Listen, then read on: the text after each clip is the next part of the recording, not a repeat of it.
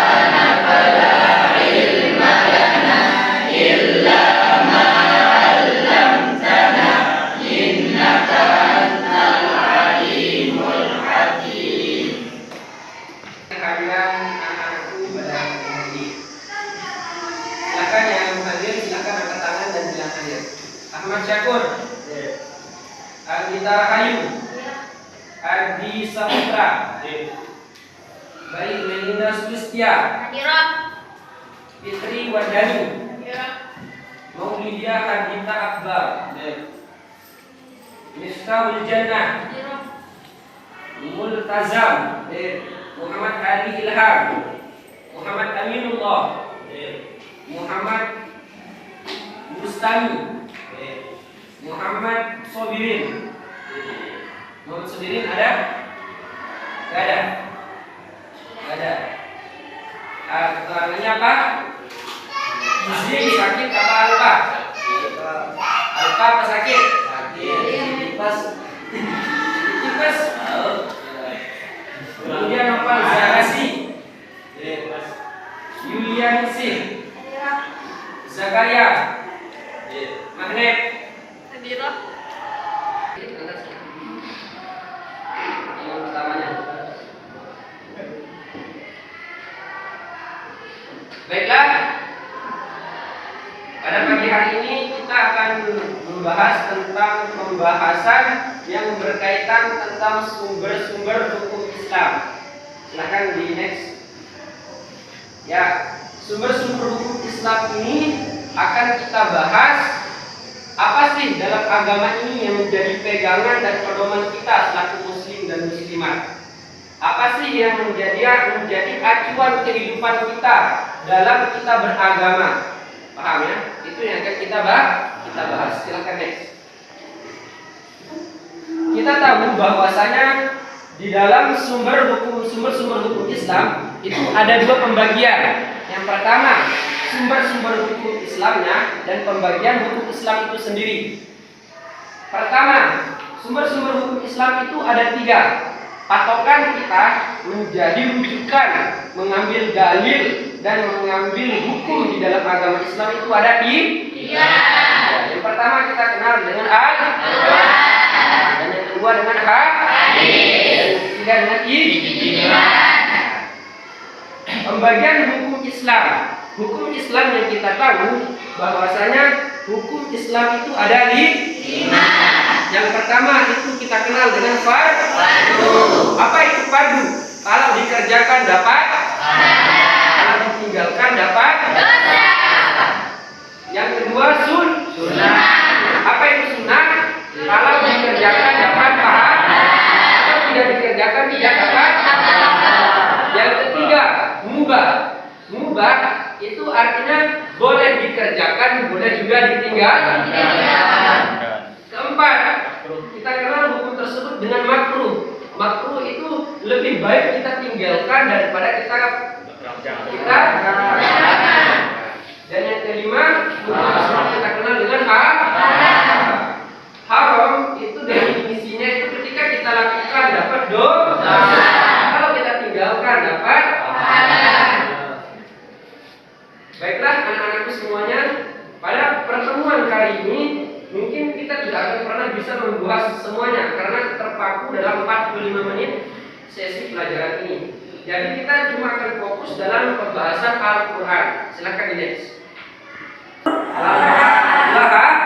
Yang ketiga, kita akan membahas khusus pada pagi hari ini berkenaan tentang Al-Quran. Dan sebelum itu kita akan membahas dulu tentang apa sih hukum-hukum Islam itu. Sumber hukum Islam itu adalah sesuatu hal yang menjadi pedoman, sesuatu hal yang menjadi pegangan umat Islam dalam segala aspek kehidupannya untuk melengkapi kebahagiaan dunia dan akhiratnya. Paham ya? Kemudian di dalam Al-Quran ini kita punya 4 poin penting pembahasan. Yang pertama, kita harus berbicara tentang definisi Al-Quran tersebut. Secara definisi, banyak para ulama yang mengkategorikan bahwasanya Al-Quran ini merupakan kalamullah, wahyu yang Allah turunkan ke Nabi Muhammad SAW melalui perantara malaikat Jibril, yang dimana Al-Quran tersebut turunnya secara berangsur-angsur. Kedudukan Al-Quran, next sedikit. Kedudukan Al-Quran menjadi sumber hukum Islam pertama di antara hukum Islam yang 3, di mana Al-Quran tersebut menjadi rujukan umat Islam yang paling utama. Paham? Kemudian ia juga menjadi pedoman serta petunjuk hidup bagi orang-orang yang mengaku diri cinta dan beriman kepada Allah dan Rasulullah. Paham ya? Kemudian poin yang ketiga, pokok-pokok isi Al-Quran. Al-Quran yang banyaknya 30 juz tertera dalam 114 surah tersebut berbicara tentang 7 poin penting. Yang dimulai dari Al-Fatihah dan diakhiri dengan surah An-Nas tersebut cuma berbicara tentang 7 poin penting. Apa 7 poin penting tersebut? Yang pertama itu Al-Quran berbicara masalah akidah. Akidah artinya keyakinan. Al-Quran menyuruh kita untuk beriman kepada Allah, percaya kepada Rasulullah, percaya kepada malaikat-malaikat Allah tentang perkara-perkara yang mungkin bisa kita pahami atau mungkin perkara tersebut tidak bisa ditangkap oleh akal. Paham? Al-Quran berbicara tentang akhlak. Rasulullah tidak dipuji oleh Allah itu dikarenakan banyaknya sholatnya beliau, walaupun sholat beliau itu sampai kakinya bengkak. Allah tidak puji Rasulullah tersebut dengan gantengnya beliau, walaupun memang pada hakikatnya beliau adalah orang yang paling ganteng di dunia ini. Tapi Allah memuji Rasulullah dengan sesuatu yang melekat dalam dirinya yang kita sebut hal tersebut dengan akhlak. Allah berfirman di dalam Al-Quran, A'udzu billahi minasyaitonir rajim, laqad kana lakum fi rasulillahi uswatun hasanah. Sungguh di dalam diri Rasulullah tersebut ada sebuah suri tauladan yang baik. Paham ya? Kemudian yang ketiga, Al-Quran berbicara tentang ibadah. Ibadah, bagaimana kita menyembah kepada Allah, bagaimana kita menjadikan semua aktivitas kita di dunia ini bernilai ibadah kepada Allah. Karena tujuan hidup manusia itu bukanlah untuk membangun sebuah rumah, bukanlah untuk membangun sebuah menara ataupun membangun sebuah istana. Tapi tujuan seorang manusia dilahirkan dan diciptakan ke dalam dunia ini tidak lain dan tidak bukan untuk beribadah kepada Allah. Kita berbicara tentang muamalah. Muamalah artinya hubungan antara manusia dengan manusia yang lain. Bagaimana kita berhubungan dalam transaksi jual beli, bagaimana kita berhubungan dalam hutang piutang, bagaimana kita berhubungan dalam kehidupan sehari-hari. Al-Quran juga berbicara tentang itu semua. Paham? Yang kelima, hukum pidana. Hukum pidana ini maksudnya tentang pernikahan. Kalau ada orang maling, kalau ada orang mencuri, kalau ada orang berzina, itu pidananya apa? Misalkan kalau ada orang berzina yang bagi belum menikah, berzina itu dihukum cambuk 80 kali cambukan. Tapi kalau ada orang yang sudah menikah terus berzina sama orang lain, itu hukumannya ditenggelamkan anggota badannya sampai kepala, kemudian dilempari dengan batu sampai meninggal. Itu contoh salah satu hukum pidana yang tertera dalam Al-Quran. Kemudian selanjutnya kita kenal isi pokok Al-Quran itu ada namanya hukum private, hukum antar perorangan, misalkan nikah, ya, misalkan cerai, misalkan seorang wanita mengalami menstruasi, semua dijelaskan dalam Al-Quran secara detail. Kemudian yang terakhir, Al-Quran itu berbicara mengenai sejarah daripada sejarah diciptakan asal muasalnya seluruh jagat raya ini sampai gambaran terhadap akhir zaman daripada kiamat. Semuanya Al-Quran berbicara tentang itu. Kemudian yang terakhir daripada pembahasan kita pada pagi hari ini, silahkan di next. Sekali tujuan dan fungsi Al-Quran yang dikatakan dan dijelaskan oleh para ulama, tetapi gambaran besarnya bisa kita analogikan dan katakan dalam 5 poin ini. Yang pertama, tujuan dan fungsi Al-Quran itu datang sebagai kitab suci bagi umat manusia. Kitab yang kalau dibaca, buku yang kalau ditelaah, dan sebuah ilmu yang kalau dipelajari itu bernilai ibadah. Itu mendapatkan pahala dan dapatkan balasan dari Allah. Kemudian yang kedua, dia menjadi sumber hukum Islam yang utama. Kalau seorang manusia mendapatkan sebuah permasalahan, rujukan utamanya itu tidak lain dan tidak bukan kepada Al-Quran. Nabi Muhammad SAW, walaupun Nabi Muhammad tersebut mendapatkan sebuah keistimewaan, beliau mendapatkan semua mukjizat para nabi dan para rasul dari Nabi Adam sampai Nabi sebelum diutusnya Nabi Muhammad. Semua mukjizatnya para nabi tersebut ada dalam diri Nabi Muhammad. Tapi Allah menjadikan mukjizat terbesar Nabi Muhammad itu adalah Al-Quran. Dan yang keempat, ia menjadi sumber ilmu pengetahuan agama. Dan yang terakhir, dia menjadi pedoman dan petunjuk bagi orang-orang yang bertakwa. Artinya apa? Walaupun orangnya beriman, tetapi dia tidak menggali isi Al-Quran, belum tentu dia bisa menjadikan Al-Quran menjadi pedoman. Walaupun dia beriman, tetapi tidak paham bahasa Arab, tidak paham baca tulis Al-Quran, maka dia juga tidak bisa menjadikan Al-Quran sebagai petunjuk dan pedoman kehidupannya. Paham? Silahkan dari penjelasan saya mungkin ada pertanyaan, silahkan, kami persilahkan. Ustaz, kan Al-Quran itu turunnya beratus-ratus, berapa lama Al-Quran itu diturunkan? Ya, terima kasih, silahkan dulu. Ya, sebuah pertanyaan yang bagus. Setelah kita berbicara tentang Al-Quran secara garis umum, ada sebuah pertanyaan dari teman kita yang bertanya tentang berapa lama sih persisnya Al-Quran itu diturunkan oleh Allah kepada Nabi Muhammad. Di dalam sebuah kitab Al-Qawaidul Quraniyah yang dikarang oleh Syekh Muhammad bin Alawi Al-Maliki, beliau mengatakan bahwasanya Al-Quran tersebut diturunkan oleh Allah Subhanahu wa taala secara satu kali turunan dari Allah ke Baitul Izzah. Kemudian dari Baitul Izzah, malaikat Jibril mengambil wahyunya, ayat-ayat yang dibutuhkan oleh Rasulullah secara berangsur-angsur selama kurang lebih 23 tahun. Lebih tepatnya 22 tahun, 2 bulan 22 hari. Paham? Ya, silakan pertanyaan terakhir. Waduh, ini yang banyak. Silakan. Kenapa Al-Quran itu diturunkan dalam bentuk sejarah, apa hikmahnya? Iya, terima kasih. Silakan dulu. Ya, pertanyaan kedua yang berkaitan tentang Al-Quran. Kenapa Al-Quran tersebut yang notabene isinya itu 30 juz kebanyakan berbicara tentang sejarah?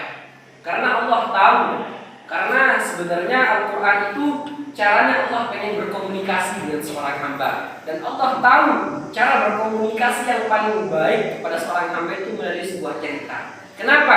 Karena nalar seorang manusia akan lebih cepat menangkap sebuah pembahasan pembahasan apabila pembahasan tersebut berkaitan dengan cerita. Paham nggak?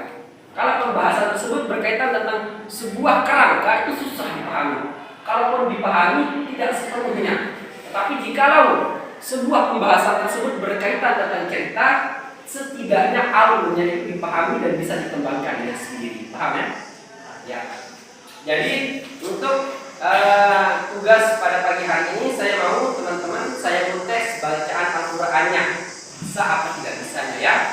Jadinya mungkin saya akan pilih beberapa orang untuk saya suruh baca dan kita simak dan telaah bacaannya sama-sama ya. Dimohon.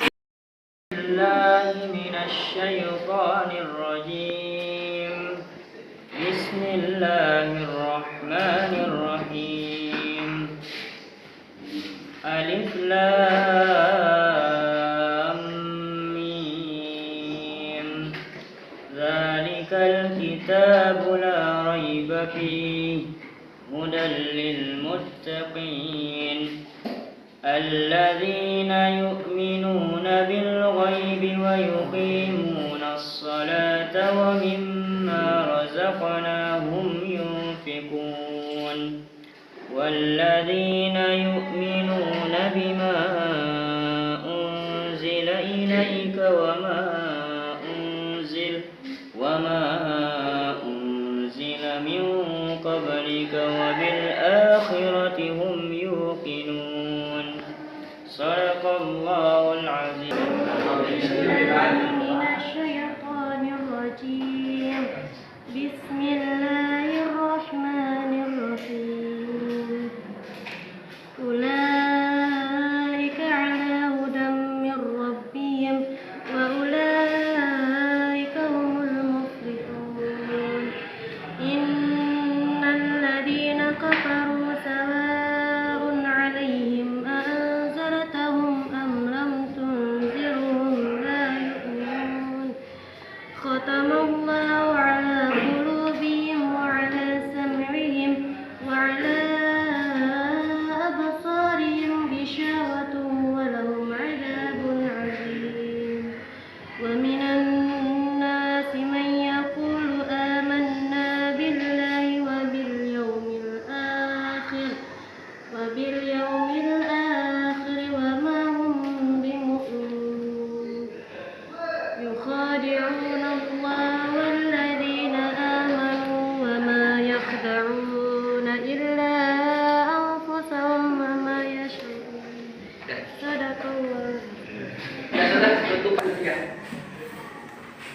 Ya, baiklah anak-anakku. Setelah kita melaksanakan penjelasan tentang materi Al-Quran, kemudian setelah sesi tanya jawab, kemudian percobaan daripada pembacaan Al-Quran yang dilantunkan oleh teman-teman kalian, mungkin pelajaran kita pada pagi hari ini mungkin cukup sampai di sini. Saya berharap yang sedikit semoga bisa bermanfaat, yang sedikit semoga bisa kita amalkan, dan yang sedikit semoga bisa menjadi pedoman hidup kita. Dan marilah kita tutup kelas kita dengan kita sama-sama membaca hamdalah dan doa kafaratul majlis. Alhamdulillah.